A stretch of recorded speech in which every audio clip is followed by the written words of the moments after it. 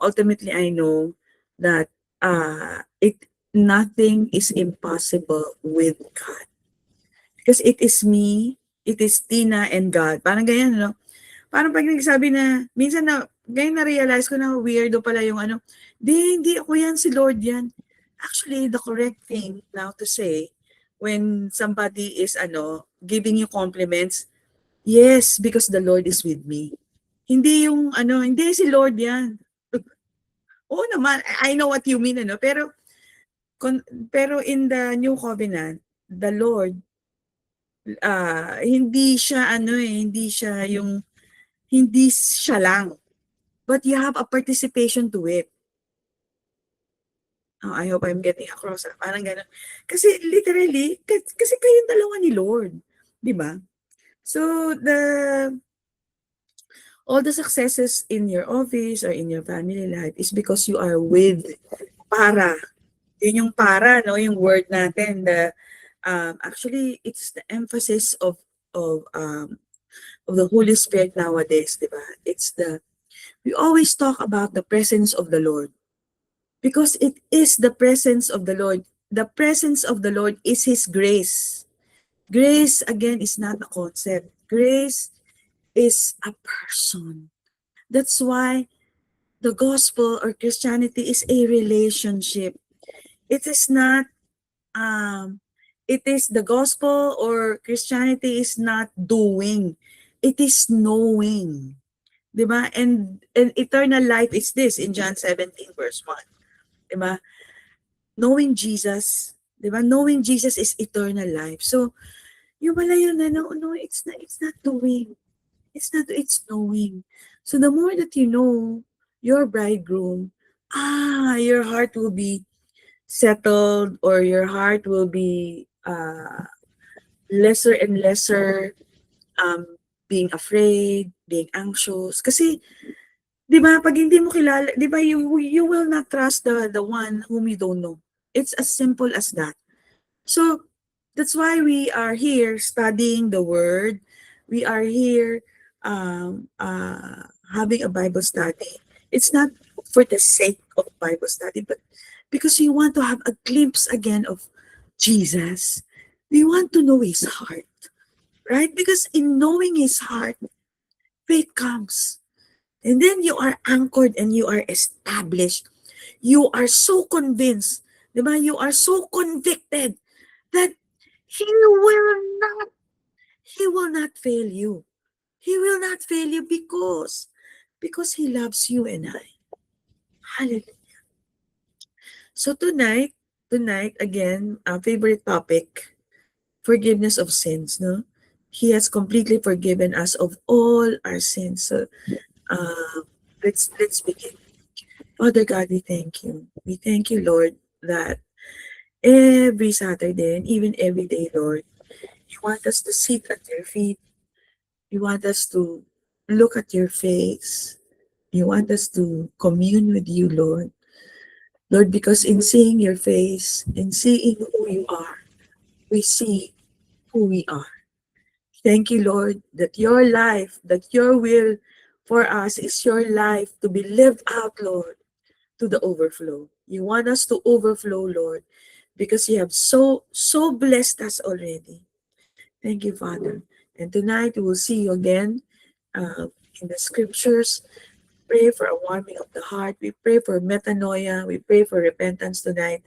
Lord, that all the, if there are, uh, if there are uh, some things that we don't understand, some questions that we have in our minds, you will answer them ever so gently, Lord, because you are our gentle Heavenly Father. We thank you, Lord, that our positions are established. We are your sons, we are your daughters.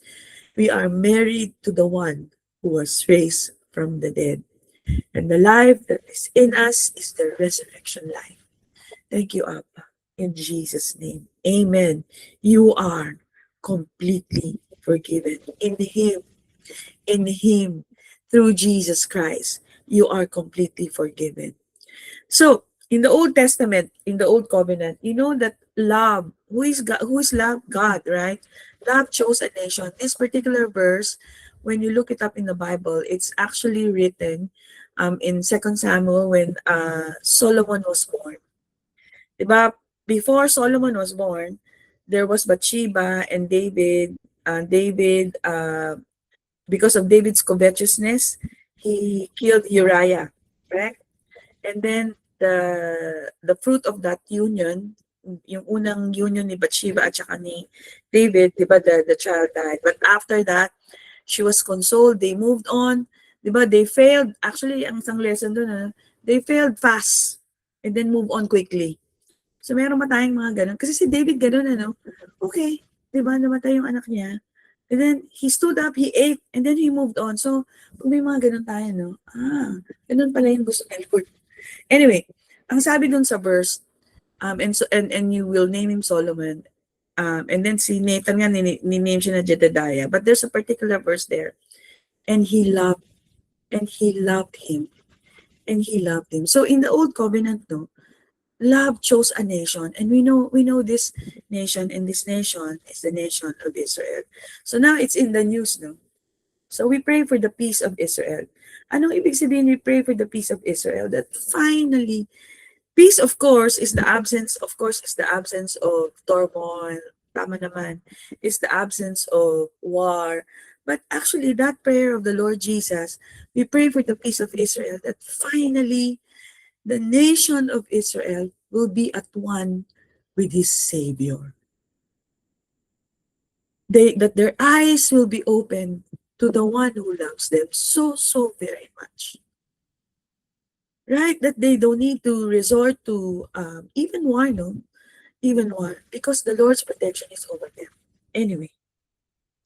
Because now tayo, no, in the New Covenant, the Lord loves also the Iranians. Tama. In the New Covenant, love calls the world. Especially our brethren, our sisters who are in Iran. No? So in the New Covenant, John 3:16, God so loved the world that he gave his one and only Son, that whosoever believes in him will not perish but have everlasting life.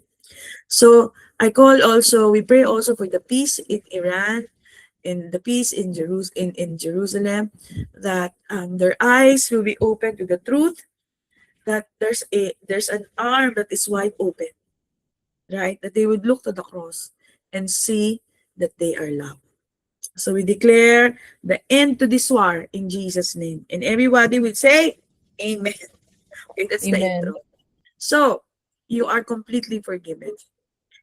So let's read yung article. A woman with a bad reputation showed up at a private dinner party. So again, the Lord is in a party, just like what we discussed last week.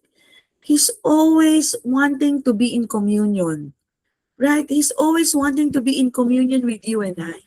He's always having dinners, lunch, di ba?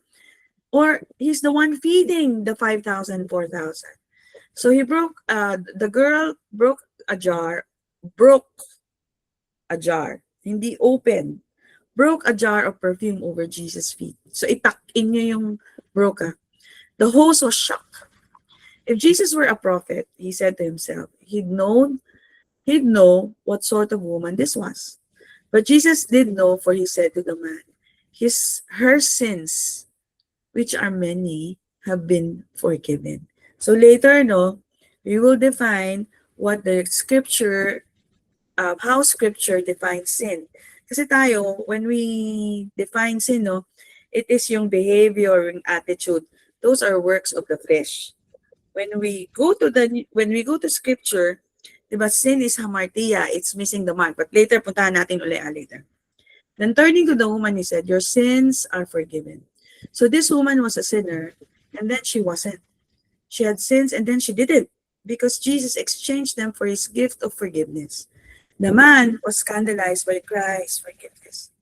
It didn't make any sense. She's a sinner and not an upstanding citizen like me. Perhaps he comforted himself by thinking God's given her a fresh start, good for her. But to maintain her forgiveness, she needs to straighten up and fly right. Otherwise, she'll fly right off forgiveness. In other words, The Pharisee was thinking that God's forgiveness is a fragile thing that falls apart at the sign of trouble. You have to work to stay forgiven. You have to be good or God will unforgive you. But that's not what Jesus said. That's not what Jesus said. Your sins are forgiven, meaning all of them. Not just the ones you did yesterday, but those you did today and those you will do tomorrow. You are forgiven. Jesus said so. Your forgiveness has nothing to do with how good you are, but how good He is. Your forgiveness has nothing to do with how good you are, but how good He is. In Him, we have the forgiveness of sins in accordance with the riches of His grace, of God's grace in Ephesians 1:7. And so let's look at the story of that woman, who had the alabaster box. Tingnan natin siya in the Mirror Bible. A woman with a notorious reputation in the city heard. She heard. So let's take note. No, she heard that Jesus was in town and in the Pharisee's house. She arrived. O, di ba? Parang iniisip ko dito may grand entrance. So she arrived purposely prepared. So talagang, tada! Di ba? She was carrying an alabaster flask of very expensive perfume. Nag-prepare siya talaga. So when she heard that Jesus was in town, she purposely prepared and she arrived. Di ba? With an alabaster flask of very expensive perfume. Standing behind Jesus. So she went immediately to where? Behind Jesus. And then what did she do? She was sweeping. So it's okay to cry, no? During service. Ella, it's okay to cry. Diba? When somebody in New Asian church would tell you, you don't cry, no, you quote this verse. Diba? This is the, sa amin bawal mag-cry. Pero it's okay to cry. She was weeping and her tears were like soft rain where he reclined at the table. Letting her hair down, she began to wipe away the tears with it and continued to tenderly kiss his feet and anoint them with the fragrant perfume. Observing all this, his host, the Pharisee, muttered to himself, if he was the prophet he claims to be, oh, kung siya talaga ay prophet, di ba? Then surely by now he would have known who and what kind of woman this sinner is. Touching and clinging to him like this. Unclean. Diba? Unclean. Dapat hindi siya nagpapaganyan. Yun yung ng Pharisees. No? So, tingnan natin no, isa-isa. But you see, grace is a person, correct? It's not a concept. Grace is a person. Grace was in the house. There was an encounter between the woman and grace. So, tingnan natin yung definition ng sin. Sabi ko kanina, di ba?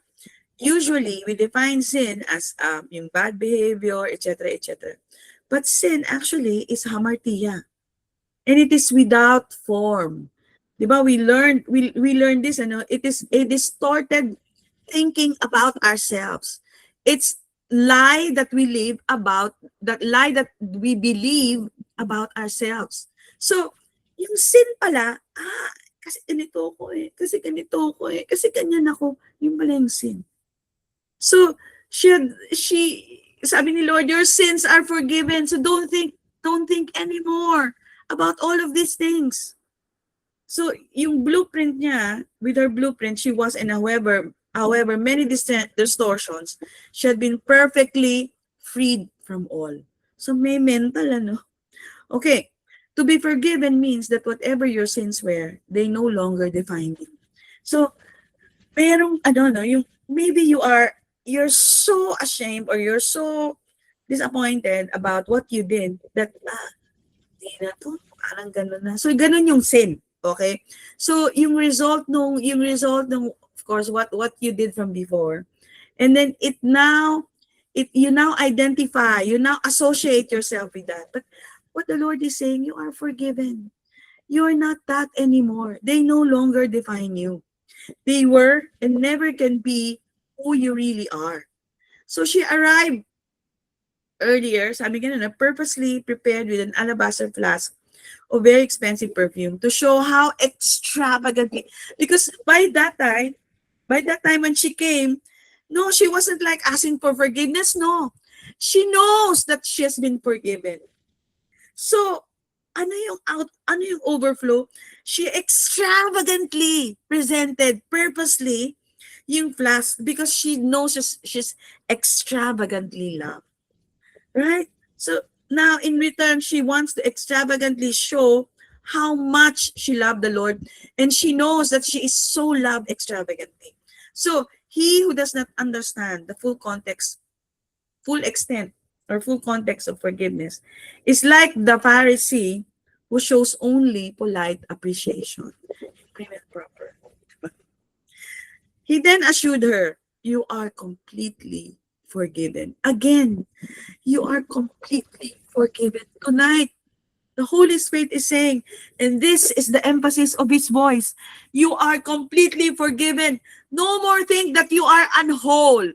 No more think that you are sick. You are completely forgiven because forgiveness includes sozo. Later, you will see. So, apheon tai. Ito yung forgiveness no in that verse. Perfect passive. Forgiveness is non-negotiable. Perfectly done deal. This had everyone reclining at the table muttering again, who does this guy think he is? How dare he forgive someone like that? But Jesus said to the woman, your conviction of the truth is actually this one. You will see this in other translation as faith. Your faith, di ba, your faith has forgiven you. But dito sa Mirror Bible, actually, it captures the entire, it's much better translated, no? Your conviction of the truth, which is faith, pistis, has perfectly realized your salvation. Hallelujah. Your conviction of the truth. It's not because it's even supplied, no? Because it's not your faith, it's the faith of the Lord. Perfectly realize your salvation. And and again, because faith, it's not like as an one thing. No, it's a journey. It's a discovery of the truth. Sabi ni Lord, bon voyage. Journey on this place of seamless union. Journey on this place of seamless union. Your faith saved you. The word pistis, courageous persuasion, conviction of the truth. The verb sasoken, ito yung sozo, perfect indicative sozo, to rescue, to restore, to save. The perfect tense realizes the completeness of the act. And the verb poreo is a present imperative in the middle voice from poreomai. It says, go live your life now. Don't postpone it for tomorrow. Don't distress about yesterday. Go live your life now. Now. The middle voice gives personal touch to it. He looked her in the eye and sent her on her way. So what the Lord is saying, today, go live your life. You are completely forgiven. Do not worry about tomorrow. Do not worry about the war. Go live your life. Of course, we pray for them, no? Go live your life. And the word Irene means peace from aero, to join, to be set at one again. So peace, di ba? We pray for the peace of Jerusalem. We pray for the peace of Iran. It is to be at one with Jesus. Yun ang ibig sabihin nun. Peace is a place of unhindered enjoyment of friendship, beyond guilt, suspicion, blame, or inferiority. And it looks like this. It is dovetail carpentry. You and the Lord are like that. You and the Lord are like that. It's not going to happen. It has happened already. You are like that. And what needs to happen is that your eyes and my eyes be open to the truth. That we are so convicted to the truth that we are dovetailed to the Lord. So, in 2 Corinthians 3:18, the word metamorphosis. Kasi 'di ba, yung hamartia is without form. But in 2 Corinthians 3:18, sabi niya ganun, you are a new creation, metamorphe with form, which is the opposite of hamartia, without form. So sin is to live out of context with the blueprint, with our original blueprint. Di ba? Sabi ng galon, you are made in Genesis in the image and likeness of God. Your original blueprint. So to behave out of tune with God's original harmony is sin. So when you're saying, I'm sick, you are misbehaving. You are not in tune with God's original harmony. That is sin, actually. So the verb to forgive, apheontai, is the perfect passive tense which denotes an action which is completed in the past, but the effects of which are regarded as continuing into the present without end. So like most Greek words, this too is a compound word, means apo, away from, and ame, who I am. Thus, this is so good. Forgiveness is in essence, this is from the Mirror, a restoring of one's true I amness. One's true I amness, the injury, the insult, the shame, the hostility or guilt would no longer define you and I. Hallelujah. That's what the woman with the alabaster flask realized. That's why she overflowed. Hallelujah. So, sabi ni Pastor Francois, sin is to think less of you than what God thinks of you. Sin is to think less of you than what God thinks of you. So, let's go back, no? You know, and I think we've discussed this before, but it's worth going back to again. So, who is this? This is Mary, right? You know that the Bible defines the woman in Luke 7 as Mary. It was the Mary who anointed the Lord with ointment and wiped his feet with her hair, whose brother Lazarus was sick. Check it out. It's in John 11, verse 2. So, si Mary, remember from last week, what did she do? Diba? She sit beside Jesus. It's parakitizo. Sit down near the Lord. And she had a sister called Mary who sat parakitizo at Jesus' feet. And what did she do? Heard. Diba? Look at the Luke 7. Luke 7, balikan natin, no? Sabi niya, when she heard. So may ano siya, no? Meron siyang hearing heart. When she heard that Jesus was in town. So it's the same Mary. When she heard that Jesus was in town. Okay. And then what she do? She sat at Jesus' feet. So, what is compared to Martha, no? Sabi nga si Martha, sabi nga Lord, the presence of the Lord was in the house. But then, you will see that she mounted, don't you care, Lord, that I'm left to serve alone? So even Jesus was in the house, Lord, in the house, she felt very alone. So, pwede pala yun, ano? The fact that the Lord is not going to leave you, but there are times that you feel alone. Ano yung antidote? Sit and hear His word. Sit and hear His word. That's why yung anointing of the feet of Jesus with the alabaster flasks, actually after the resurrection of Lazarus, pag chronological order mo na siya. So, si Ate Mary, let's be like her, no? Sitting and hearing His word, parakitizo. Para closest, ito din yung verse, ito din yung Greek dun sa with God. Para God, with God. Closest possible proximity of union. Hallelujah. So, in Christ, God is always present with us, but we are not always present with Him. And you will be blown by this. The cross. Actually, sabi natin kanina, we are dovetailed to the Lord, etc. But yung atonement mismo, the word atonement is atonement. The cross is provided for you so that you are going to be provided atonement so that you could be at one ment with Him. Hallelujah. Diba? One moment in time. Hallelujah. Every moment today. Again, okay, tingnan natin tong si Mary. So, fast forward, after the visitation of Jesus dun sa house. So, ito na yung raising of Lazarus, no? So, nakita natin dito, Sabi nga na, when Jesus arrived, he found that Lazarus has been in the tomb for 4 days.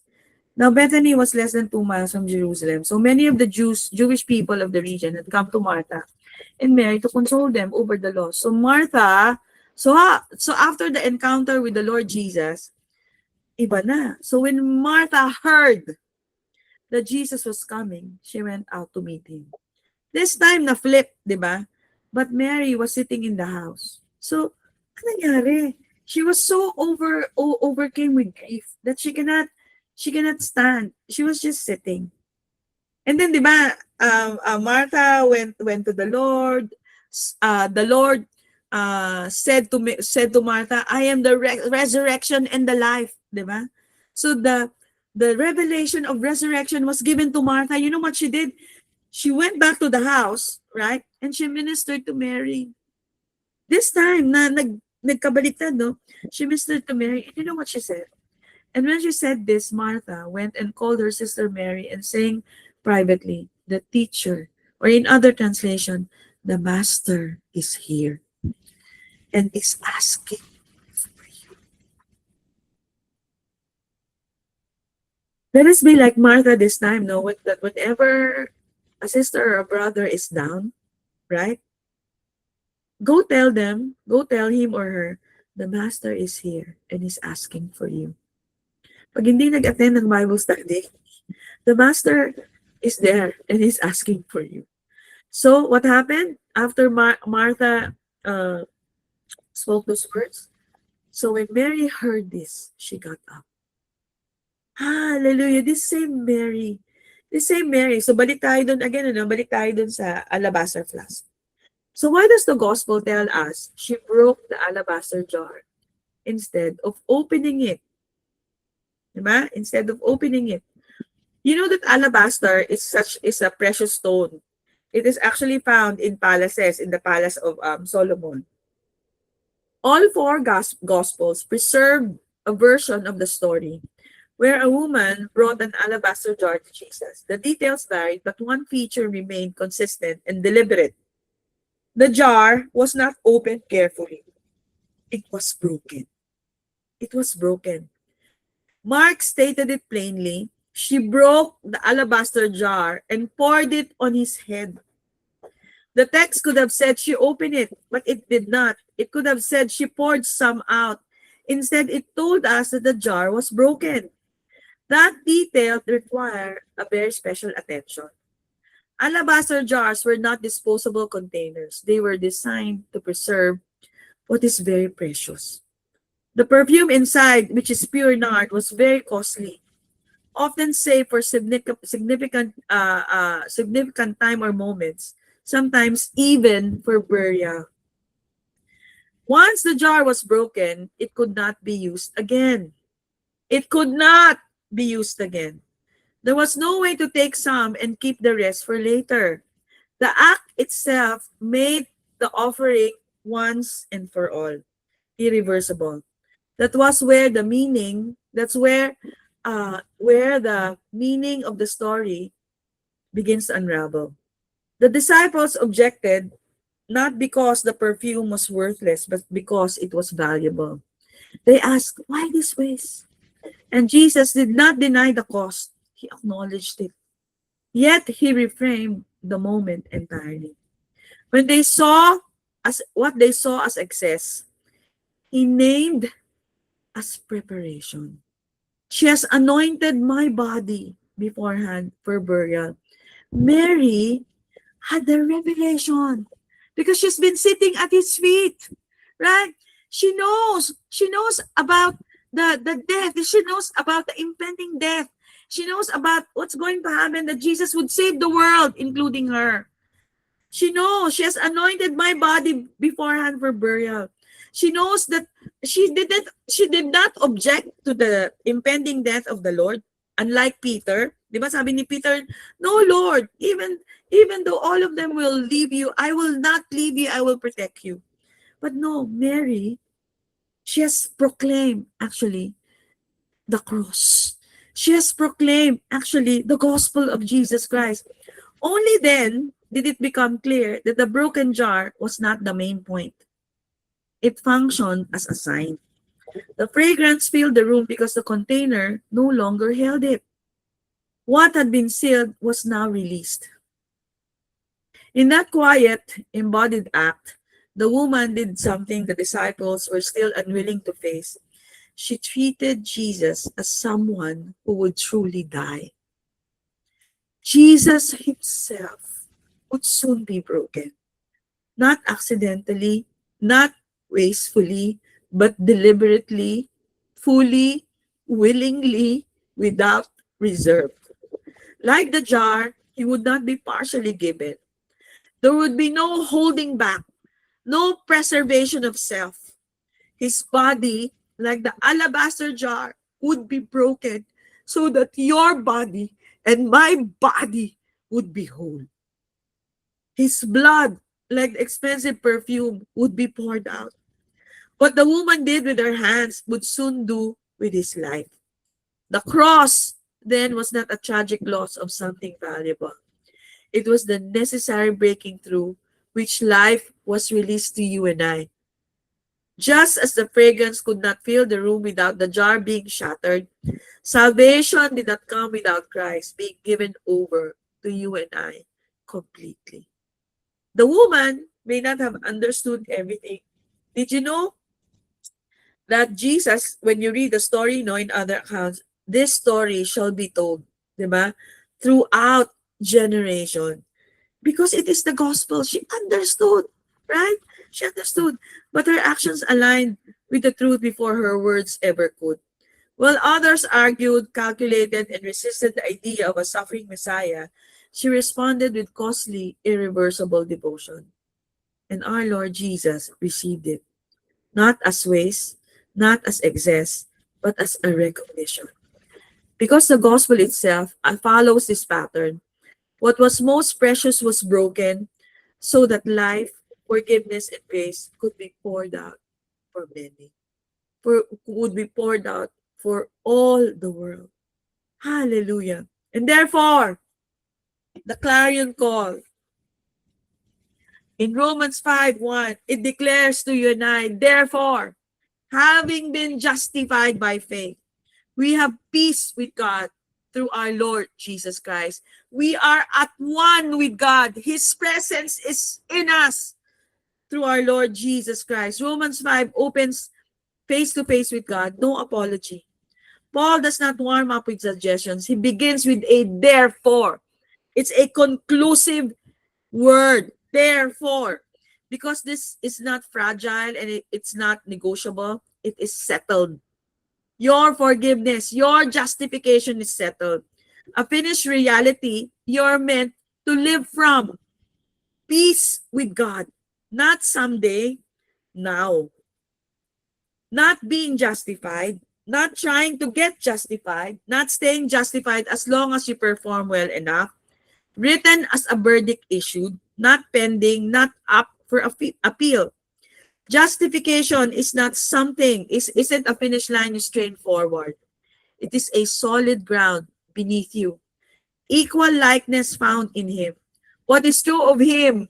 What is true of him is equally true of you. When we say holy, holy are you, Lord. You know that holy means wholeness. We are declaring to ourselves, we are whole. We are whole. We are whole. Which means peace with God is not a feeling. It's not a feeling. It's a possession. It's your position of at-one-ment, union. No distance left to cross. No hidden probation period. Nothing waiting to be unlocked. Just a finished inclusion. Face to face that changes you, that changes how you live, how you think, how you live your life. So, His sacred presence is in you. Sabi ni June M. Cron, at the center of our faith is not a doctrine, but a cross. At the heart of the cross is not wrath, but presence, poured out and unveiled. When Jesus breathed his last, he did not end his story. He ended the distance. And we are all the more awakening to the truth to this every Saturday that, hey, I am with you. I am para with you. 1 Corinthians 10:16. So when we have this communion, no, it is actually the most profound declaration of our union with Him. When we share a meal together, we declare our association in Christ. Every time we drink from the same cup, we communicate the language of the covenant of grace, which is what our fellowship is all about. The wine we drink is our participation in what the blood of Christ represents. The bread we break, this is in the mirror. The bread we break celebrates our participation in the incarnation. What is incarnation? It is His union. It is our union with Him. It is Christ in us. Right? The prophetic promise became flesh in His person. We are jointly declaring that in the revelation of our inclusion in His death and resurrection, we are now the visible body of Christ. We are now the visible body of Christ. So, child of God, every day is a celebration. It's a celebration. His death became your death. That's why everybody has to have a burial. And that is the water baptism. It is both a burial and a resurrection. When you are deep into the water, that's your death. You are declaring, for you died. And when you come up, and your life is now hidden with Christ in God. Father God, we thank you for your word tonight. Let this let our eyes be open to the truth that we are so forgiven, that we live our life to the full, that we overflow. Because why? We are one with you. Your presence is in us. Thank you, Lord. In Jesus' name. Amen. Now let's prepare our communion elements. We come before you with hearts full of gratitude. Thank you for the gift of your Son, Jesus Christ, whose sacrifice has completely forgiven us the past, the present, and the future sins. Let us hold our bread. Lord, we take this bread and remember the body of Jesus broken for us. And as we eat this bread, remind us that we are completely forgiven. Let it strengthen us to live freely from guilt and shame, to walk boldly in your grace, and to love others as you have loved us. May we receive the bread with thankful hearts, understanding that forgiveness comes first and love flows from it. Let's eat the bread. And as we hold this cup, we take this cup and remember the blood Jesus shed on the cross. Lord, as we drink this cup, we accept that your forgiveness is completely and permanent, a gift of your abundant grace. May it remind us that when we fail, we can receive forgiveness immediately and move forward in freedom. Help us extend the same forgiveness to others and live each day in the confidence of your love. Drink the cup. Thank you, Lord, for your mercy that never fails and for the grace that is more than enough. Teach us to walk forgiven, loved, and free, carrying the message of your grace into our daily lives. We proclaim that we are forgiven, we are loved, and we will live forward in your freedom. In Jesus' name, amen.